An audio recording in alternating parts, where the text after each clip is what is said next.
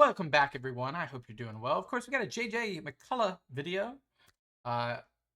We got most famous speeches of America, UK, and Canada. Okay, so we got three major countries. UK, since we said UK and America and Canada, we're probably looking at the last 150 years, probably because of recording speeches and whatnot. But we'll see. I'm especially thinking of, like, you got JFK at Rice, you have like FDR after Pearl Harbor, you have 1940, what's it called, Winston Churchill, probably a bunch more, but let's see what we got. Let's go. My name is JJ, and I'm very into trying to understand the culture of a country by taking a close look at its national symbols, and not just cliched things like the flag or national anthem, but less government-y stuff too. In the past, we've done videos discussing things like national foods and iconic national photographs, and today I want to talk about famous national speeches. And as usual, I'm going to need a lot of help from my wonderfully international audience in coming up with some good examples, in part because, of course, different countries speak different languages, making speeches not always the easiest thing to research for a unilingual like me. So what makes for a truly iconic, nationally important speech? Well, I have come up with a few ground rules. Okay. The first is that it has to be some sort of formal, planned, public statement. It doesn't have to be particularly long. In fact, I would say one of the most famous speeches in the entire history of the solar system is only 11 words. One small step for man. Is that a speech? One giant leap for mankind.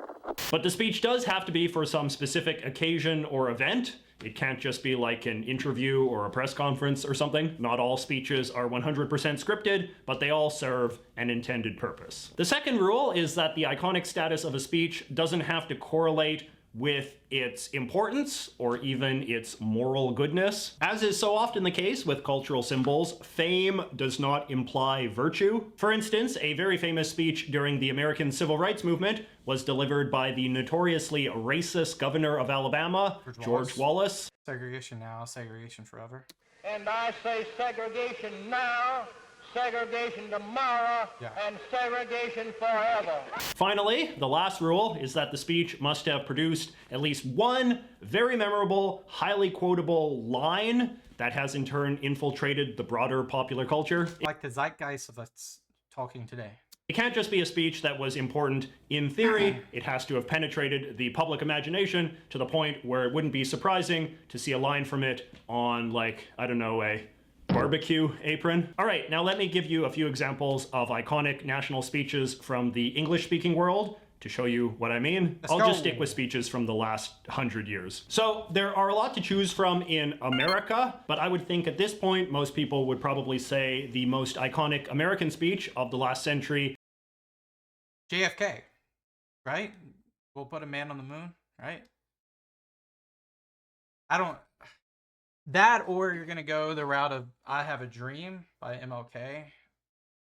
Is the Reverend Dr. Martin Luther King's I Have a Dream speech at the 1963 March on Washington.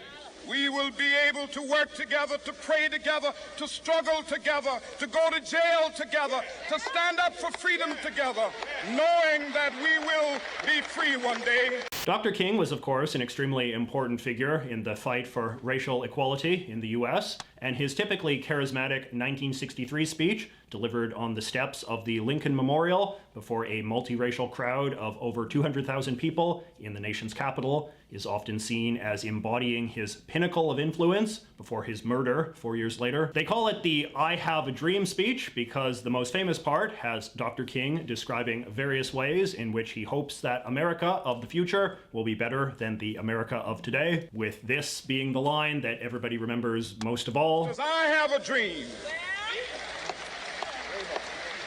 that my 4 little children will one day live in a nation where they will not be judged by the color of their skin, but by the content of their character. I have a dream today. Such a powerful line. Such a powerful line. Now, this is an example of a speech that is both famous and good, because these days, almost everybody in America, be they on the left, right, or center, claims to revere the sentiments that King expresses in it. In fact, if anything, it is now so sentimentalized that it can even come off as a little bit treacly, which is actually something that King worried about at the time. But then there's also the fact that as the decades have gone on, the speech has also become increasingly memified, as historical things often do. Whenever there's any sort of rioting over racial issues in America, for instance, you can always count on someone to draw a cartoon, something like this one from 1992. I have a dream. I have a VCR. The good old Onion did a pretty funny parody of it as well in their hilarious book, Our Dumb Century. By the way, this is one of my favorite books of all time, and if you are remotely interested in history or politics, you absolutely must get it, because it is some of the most brilliant satire I've ever read. But anyway, their take on Onion's amazing for that. Martin Luther King went like this. Martin Luther King, I had a really weird dream last night. And it sort of reimagines his speech in this very literal way, in which he's just describing a strange dream he had in the kind of boring and awkward way people often describe their dreams. I had a dream in which I was in Yankee Stadium, but it was not really Yankee Stadium. It seemed more like a combination of Yankee Stadium and my house, and there I stood, for reasons not known to me, in the shadow of the bleachers of that great stadium. I had a dream in which the great stadium became filled with circus animals. Whether these animals came from a circus or zoo, I am not certain. And as I walked through the congregation of animals, it became obvious to me that I did not walk alone. I noticed that I was joined by my friend Morton Walsh, who I know from law school. I do not know why he was there suddenly, but it just occurs to me that I had been thinking about him just the other day while going through some old papers from that time. Or how about the sad tale of Howard Dean? Dean was the governor of Vermont who ran for president in the Democratic Party primary of 2004. And after losing the Iowa caucuses, he famously embarrassed himself by giving this weird high-pitched shriek. Yeah. And then we're going to Washington, D.C. to take back the White House! Ah! Media wags quickly dubbed it his I have a scream speech, and it was thought that this withering put-down helped torpedo his entire political career. And Similar to, like, please clap. speaking of politics, let us now look at another very iconic American speech, the inaugural address of That's what I was talking about, the other one. John F. Kennedy in 1961. And so, my fellow Americans, ask not what your country can do for you, ask what you can do for your country. Kennedy was a very beloved president. Very much an altruistic speech talking about service, which it very much contrasts the speech at Rice, which is more of a goal-setting speech. And his cleverly phrased call to public service has kept this speech in the American public memory for decades, though increasingly it is probably better known as just a thing people make jokes about in pop culture. Ask not what your colony can do for you. Ask what you can do for your colony. Ask not what your student body president can do for you. Ask what you can do to your student body president's body. As I always said, ask not what a mystery can do for you, but what you can do Abe Lincoln? for a mystery. What? Hey, that quote's not even from Lincoln. The only Kennedy speech more famous than that one is possibly the speech he gave in West Germany in June of 1963. In those days, the divided city of Berlin was a common symbol of the tensions between the communist East and the democratic West. So Kennedy whips out another clever line where he pledges his loyalty to these people on this critical front of the Cold War. I take pride in the words, Ich bin ein Berliner. I haven't seen this one. Which, of course, has been parodied up the wazoo as well. Welcome, swappers, to the Springfield Swap Meet. Ich bin ein Springfield Swap Meet patron. I am your bridge. Ich bin ein Nerd. Ask not what I can do for you, ask what you can do for me. Ich bin ein Sucker. New Orleans und Manila, wegen Seed sagte Kennedy, ich bin ein Berliner. The Ich bin ein Berliner line proved so See, I haven't even heard of that before. Maybe I'm just not in the know.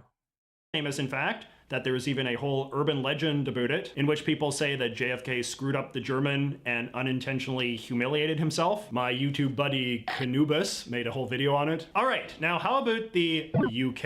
I don't think it's possible to talk about iconic British speeches without mentioning those of Winston Churchill, Britain's wartime leader, who was famous for his catchy lines. In fact, many of Churchill's lines were so catchy, I would argue a lot of them have actually overshadowed the context of the specific speeches in which they were given. For example, you might know this famous line: "We shall fight on the beaches, we shall fight on the landing grounds, we shall fight in the fields and in the streets." Yeah, and I will make a quick little plug here. If you're ever in London, please do yourself a favor. Go to the Churchill War Rooms. Such a embodiment of this character of Churchill, which has been increasingly scrutinized lately for whatever reason. But what an impressive life. What an impressive life. "We shall fight in the hills. We shall never surrender." But what was the context? Well, if you've seen the movie Darkest Hour, you'll know it was a speech Churchill gave to the British Parliament on June 4th, right when, I believe this was either the day or the next day that France was invaded. And the war really got hot. 1940. "We shall fight on the beaches.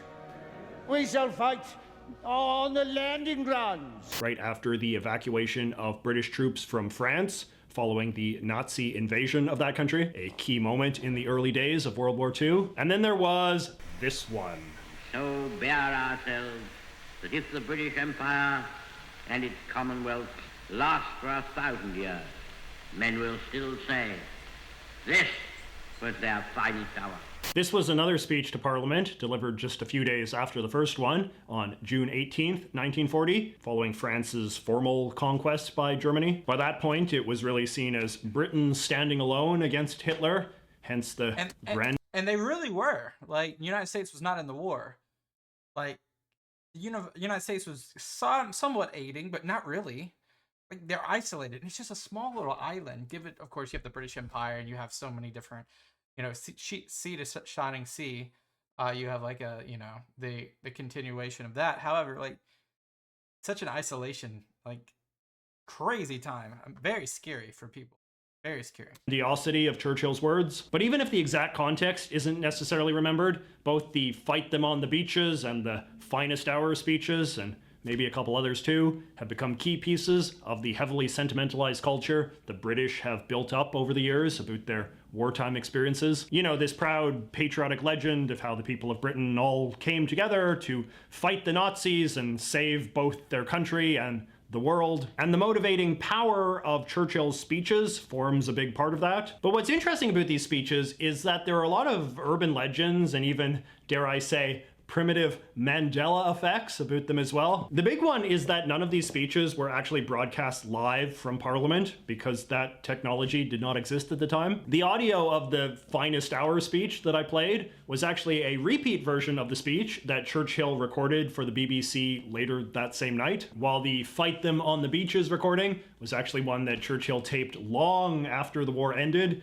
in 1949 as part of a Churchill's Greatest Hits record. A lot of Brits would have just read transcripts of these speeches in the newspapers, as opposed to being huddled around their radios like we often imagine. Nevertheless, according to this Smithsonian article, a lot of Brits from the war generation maintained until their dying days that they remember hearing these speeches live on the radio and refused to accept that this was impossible. And then some other people ran equally hard in the other direction and spread conspiracy theories that all of Churchill's wartime speeches were actually faked in some way and delivered by actors and so on. But if anything, I feel like all of these legends and counter legends just prove how much power these speeches have in British culture. All right, so how about another famous British leader, Queen Elizabeth II?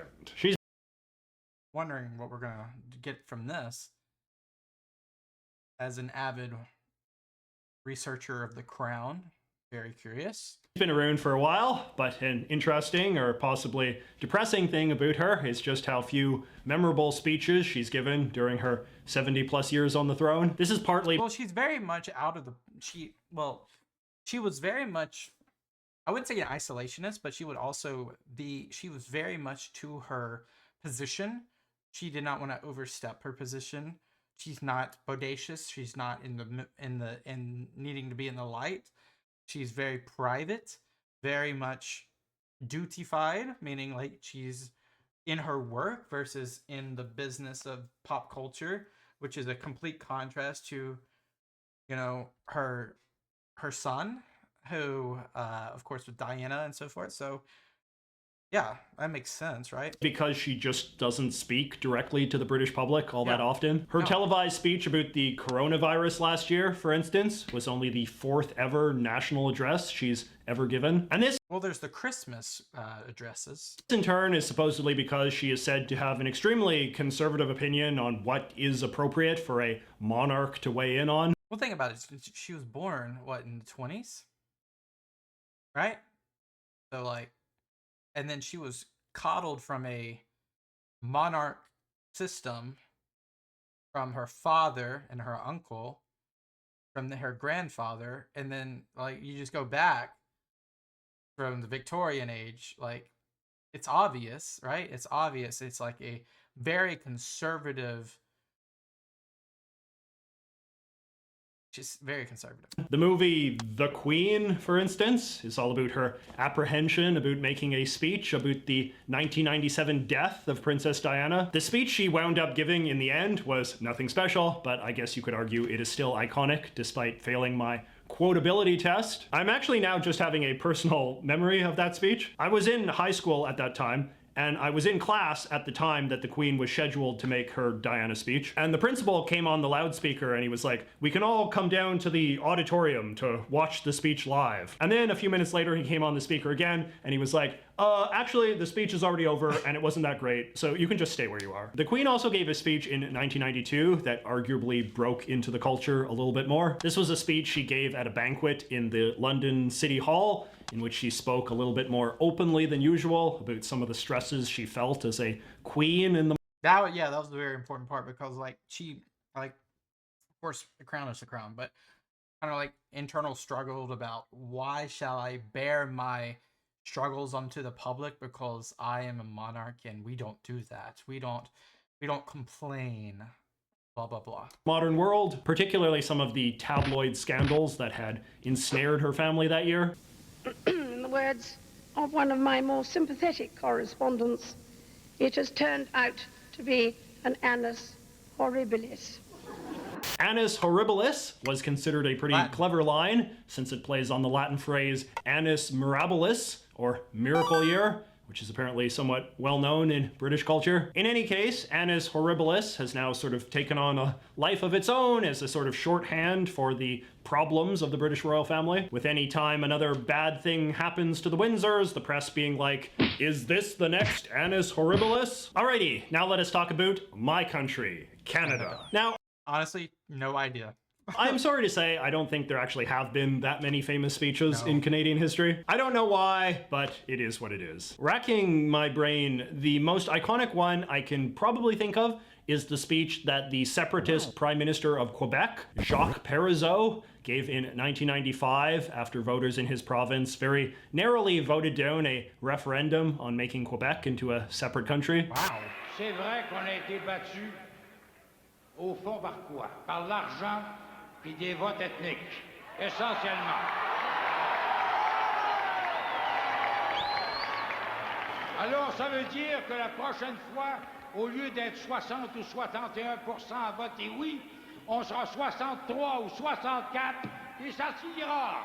C'est tout. Quebec separatists had often been accused of pandering to racist and anti-Semitic elements among the French-Canadian public in order to build up support. So Parizeau's implication that money and the ethnics had somehow stolen the vote from the real Quebecers, i.e. the 60% of French Canadians who had voted in favor, was seen as one more indictment of the whole movement. The line money and the ethnic vote would go on to become this kind of shorthand used to beat up Quebec separatists for many years after 1995. It was used to imply that the separatist movement was just fundamentally paranoid and bigoted, which overlapped with growing disinterest in the cause of Quebec separatism in general. When Parizeau died a few years ago, discussion of his 95 speech was in all of the obituaries and sometimes even the headlines. So anyway, now it is your turn, my friends. Thinking about your country, what is an example of a speech that plays a similar role in your national culture? Again, so I'm American, so leave your comments down below. We've already covered JFK and Martin Luther King, which is very similar, you know, in very same time frame, same generation and everything. I would say FDR, the day after Pearl Harbor, addressing Congress was a huge one. I mean, if you want to go really far back, you got Lincoln with the Gettysburg Address. But that's not recorded. You got FDR.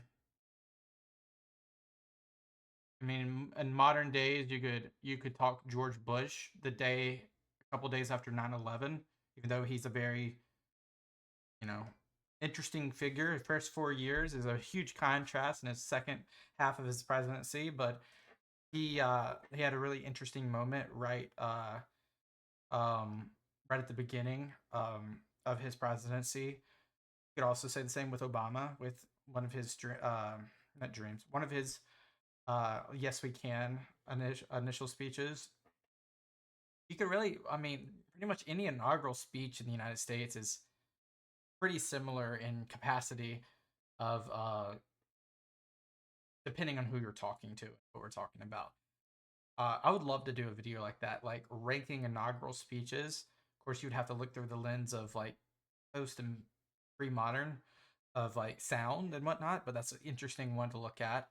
Could even be a they don't have a video. If they have a video about that, leave a comment below. There might even be a member exclusive video, tier list type thing. I'd love to do tier lists. So if you're a member, drop some tier list options down below. We might do those. Thank you guys so much for watching. I appreciate every single one of you. Think about subscribing. I'll see you guys next time. Peace out. Bye-bye.